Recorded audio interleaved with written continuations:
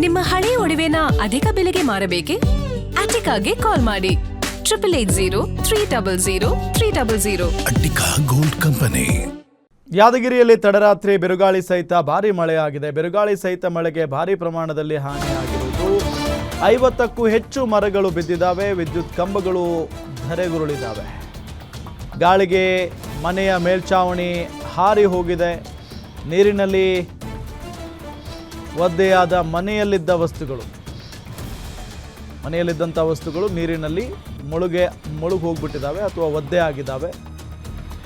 ವಡಗೇರ ತಾಲೂಕಿನ ತುಮಕೂರು ಗ್ರಾಮಸ್ಥರು ಕಂಗಾಲಾಗ್ಬಿಟ್ಟಿದ್ದಾರೆ. ಈಗ ಬೆಂಗಳೂರಿನಂಥ ಮಹಾನಗರಗಳಲ್ಲೇ ಮಳೆ ಆದರೆ ಮನೆ ಒಳಗಡೆ ನೀರು ಹೋಗುತ್ತವೆ. ಇನ್ನು ಪಾಪ ಹಳ್ಳಿ ಪಳ್ಳಿಗಳಲ್ಲಿ ಮನೆಗಳು ಅಷ್ಟು ನಿಟ್ಟಗಿರಲ್ಲ, ಮನೆ ಮೇಲ್ಛಾವಣಿ ಸರಿ ಇರಲ್ಲ. ಅದರಲ್ಲೂ ಈಗ ಯಾದಗಿರಿಯಲ್ಲಿ ನಿನ್ನೆ ರಾತ್ರಿ ತಡರಾತ್ರಿ ಸಿಕ್ಕಾಪಟ್ಟೆ ಬಿರುಗಾಳಿ ಸಹಿತ ಮಳೆ ಆಗಿಬಿಟ್ಟಿದೆ.